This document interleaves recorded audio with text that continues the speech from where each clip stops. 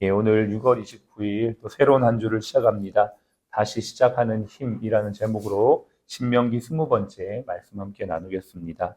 우리 같이 인사하겠습니다.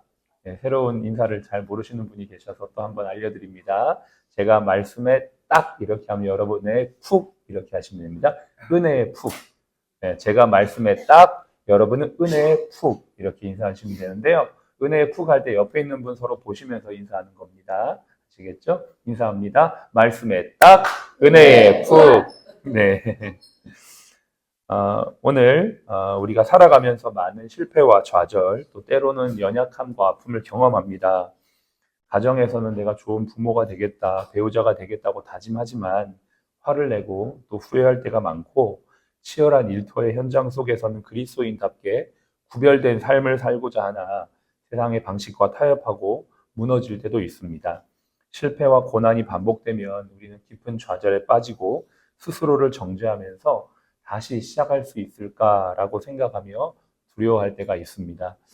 어쩌면 여러분 오늘 이 한 주를 시작하면서 그런 마음을 가지고 계신 분이 계신지 모르겠습니다. 오늘 이 신명기 10장의 말씀이 바로 그러한 배경, 즉 철저한 실패와 좌절의 배경에서 다시 시작하게 하시는 하나님의 말씀이 담겨져 있는 내용입니다. 9장의 내용에 보면 이스라엘의 실패한 모습들을 아주 적나라하게 자세하게 표현하고 있습니다. 그들을 향해 주님은 목이 곧은 백성이다라고 두 번이나 표현을 하시면서 그들의 교만과 그들의 불순종을 낱낱이 드러내시죠. 성경은 우리의 죄악과 연약함을 숨기거나 미화하지 않습니다. 있는 그대로를 드러내지만 그거보다 더 큰 하나님의 은혜와 긍휼이 있다는 것을 우리에게 말씀해 주시는 것이죠. 죄가 깊은 곳에 은혜가 더 깊다라는 그런 표현이 있습니다. 돌짜기가 깊으면 샘이 깊고 또 은혜의 생수가 더 깊이 있게 우리에게 부어지는 것이죠. 오늘 이 배경이 바로 그러한 내용입니다. 자, 한번 1절을 다시 한번 보실까요? 제가 읽겠습니다. 그때에 여호와께서 내게 이르시기를 너는 처음과 같은 두 돌판을 다듬어 가지고 라고 표현합니다. 처음과 같다. 이전의 모습이 어땠습니까? 실패한 모습이었습니다. 하나님께서 모세를 부르셨습니다. 40일 동안 주야할 동안 하나님의 십계명을 주시는 그동안 모세가 시내산에 올라갔다가 빨리 내려오지 않자 이스라엘 백성들은 아론을 충동질하여 금송아지 우상을 만들어 버립니다. 그리고 그것이 하나님이라고 섬기는 그러한 모습이 9장의 내용에서 나왔었죠. 그런데 하나님께서 그러한 이스라엘 백성들을 보면서 진노하시고 내 백성이 아니고 네 백성이다 이렇게 이야기하시면서 내가 이스라엘 백성들을 다 멸절하고 언약도 다시 새롭게 하겠다라고 하나님이 진노하시지만 하나님이 다시 한번 이들에게 은혜와 긍휼을 베풀어 주시는 내용이 오늘 10장에 나오고 있는 것이죠. 그 10장 1절의 말씀이 그런 내용입니다. 내가 처음과 같은 두 돌판. 그렇습니다. 하나님께서는 우리에게 끊임없이 기회를 주시죠. 실패와 좌절의 자리에 아픔과 고통의 자리에 있는 우리에게 다시 한번 은혜와 긍휼로 기회를 주시는 것을 볼 수가 있습니다. 그런데요, 2절에 보시면 1절 뒤에 보시면 산에 올라 내게로 나아오고 또 나무괴 하나를 만들라.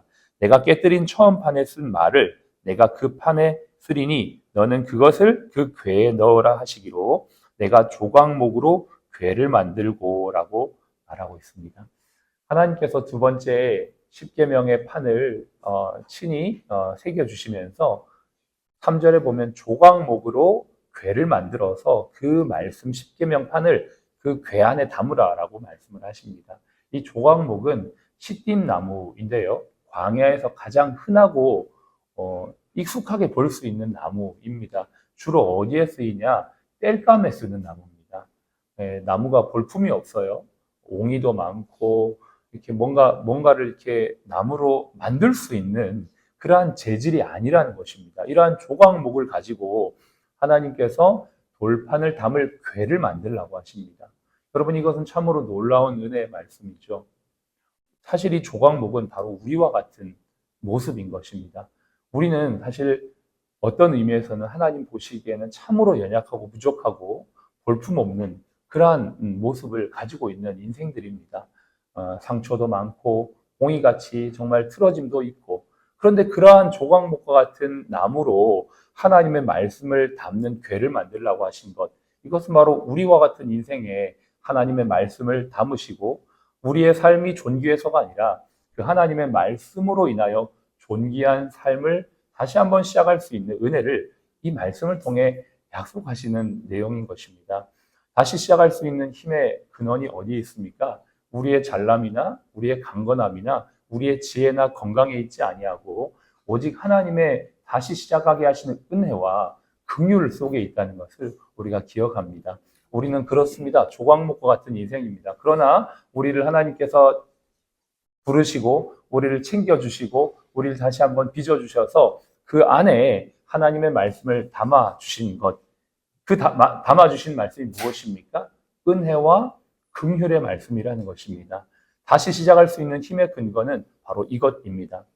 이 말씀을 묵상하는 동안에 제 머릿속에 스쳐 지나가는 하나의 구절이 있었습니다. 그것은 바로 요한복음 8장에 있는 말씀이었는데요. 여러분, 그 내용은 가늠한 여인이 예수님 앞에 불려 나와서 수많은 사람들에게 정죄를 당하는 장면입니다. 그 여인은 구약의 율법으로 의하면 돌에 맞아 죽어야 마땅한 여인이었죠. 그런데 예수님은 그 손가락으로 흙에다가 바닥에다가 글자를 쓰십니다. 아마 그 내용은 정확하게는 모르지만 누구라도 죄가 없는 자라면 이 여자를 돌로 쳐라 라는 그러한 율법에 대한 말씀이셨을 것입니다.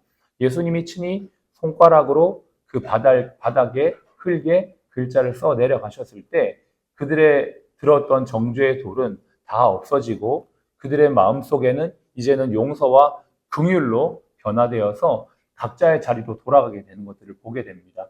그런데 그 바닥에 쓴 글씨는 사실은 그 여인을 향한 주님의 용서와 긍휼의 글자였을 거라고 저는 생각을 합니다. 오늘 성경의 신명기 10장에서 말씀하고 있는 것은 무엇입니까? 그 앞장에 정말 이스라엘의 잘못과 불순종으로 인하여 정말 언약이 파기되고 죽을 수밖에 없었지만 하나님은 다시 한번 그들에게 두 돌판을 가지고 오라고 하시고 그 돌판에 친히 말씀을 새겨주시며 그 돌판을 조각목으로 담아 그 인생을 존귀하게 하셨던 것처럼 예수님도 정죄와 비난의 손가락질을 받던 그 여인의 마음판에 마치 흙에 글자를 썼지만 그 여인의 마음판에 은혜와 긍휼의 글자를 써셔서 다시 한번 일어날 수 있는 힘을 그 여인에게 주신 줄로 믿습니다. 그 여인에게 쓰신 글자의 내용이 무엇입니까? 바로 은혜와 긍휼이라는 것입니다. 조각목 같은 인생에 하나님의 말씀을 담아 우리를 다시 한번 시작하게 하셨던 그 주님이 여인의 마음판에 신비에 돌비가 아닌 신비에 은혜와 긍휼의 글자를 쓰셔서 그 여인이 죄악의 자리를 벗어 다시 한번 일어나 승리의 자리, 하나님 앞에 헌신의 자리로 나아갈 수 있게 한 힘은 바로 이 하나님의 은혜와 긍휼이라는 것을 우리는 기억할 수가 있는 것입니다. 저와 여러분들이 오늘도 이 아침을 새롭게 시작합니다. 저의 고백이지만 지난주 아픔을 거치면서 왜 이렇게 아픈지 처음에는 이해가 되지 않았지만 그 아픔의 시간 속에서 정말 많은 것들을 느끼고 알 수가 있었습니다. 무엇을 알았냐? 첫 번째, 내가 그동안 내 힘으로 살았다는 것을 다시 한번 느끼게 되었습니다. 이게 무슨 말인가? 그러니까 내가 건강한 것, 내가 힘이 있는 것, 내가 뭔가를 열심히 할 수 있는 이 모든 것이 사실은 내가 하나님 의지한다고 고백하지만 내 안에 나도 알지 못하는 내 힘을 내가 의지하고 있다는 걸 그때서야 알게 되는 것입니다. 바울이 그렇게 고백하죠. 어저께 주일날 설교 때도 말씀을 잠깐 나눴지만 고린도후서 12장에 보면 이런 고백을 합니다. 바울이 자기가 너무 하나님의 은혜를 많이 받고 계시를 받은 것들이 많은데 이것이 너무나 크기 때문에 자만하지 않기 위해서 자신에게 육체의 가시 사탄의 사자를 주었다라고 표현하면서 이는 나를 쳐서 너무 자만하지 않게 하려 함이라. 이것을 바울이 3번이나 떠나기를 간구하였지만 바울에게 하나님 이렇게 말씀하십니다. 내 은혜가 내게 족하도다. 이는 내 능력이 약한 데서 온전하여 짐이라 하신지라. 이거는 정말 이것을 정말 고백한 사람들만 아마 이 고백을 이해가 되지 않을까 싶어요. 아마 이곳에 있는 우리 모든 우리 직원분들 포함해서 환우분들 정말 아프고 힘든 시간들을 거치면서 정말 내 힘은 의지할 게 아무것도 아니구나. 내 물질이나 내 지식이나 내 능력은 아무것도 아니구나라는 것들을 많이 고백하고 느끼실 거라고 생각합니다. 저 또한 그러한 시간들을 거치면서 내가 의지할 수 있는 것이 내 힘이 아니라는 걸 철저하게 알게 되면서 오직 하나님의 은혜와 긍휼만이 오늘을 살게 하는 힘이라는 것을 고백하는 그러한 시간이었음을 함께 좀 나누면서 오늘 이 신명기 10장 이 말씀을 통해 하나님이 우리에게 다시 시작할 수 있는 힘과 은혜를 주시는 그러한 여러분의 삶이 되시기를 주님의 이름으로 축복합니다. 자신의 힘과 경험, 지식을 하나님 앞에 다 내려놓고 오늘도 주님의 은혜만을 의지하는 저와 여러분들이 되시기를 간절히 바랍니다. 그럴 때 하나님께서 친히 저와 여러분들의 마음에 성령의 능력으로 말씀하여 주시고 그 말씀의 힘으로 오늘을 승리하게 하시고 그 힘으로 오직 주님만을 드러내게 하실 줄로 믿습니다. 그 은혜의 한 주가 되시기를 간절히 바라면서 이번 주는 또 이제 7월 달이 시작되는 주간입니다. 7월 1일 저와 여러분들이 특별히 이 나라와 민족을 위해 또 우리 공동체를 위해 한국 교회를 위해 함께 기도했으면 좋겠습니다. 저는 이 상황들이 사실 그냥 보통 평범하다고 생각하지는 않습니다. 하나의 영적 싸움의 연장선이라고 생각을 합니다. 저뿐만 아니라 병원에 아주 중요한 분들 한 분 한 분들이 다 이렇게 역할들을 감당하셔야 되는데 힘들어하는 우리 원장님들도 계시고 또 같이 기도해야 될 제목들이 많이 있는 그러한 상황이라고 생각을 합니다. 그러나 우리가 기도할 때 하나님께서 반드시 승리하게 하시고 역사하셔서 우리를 통해 하나님의 강하심을 하나님의 영광을 드러내게 하실 줄로 믿습니다.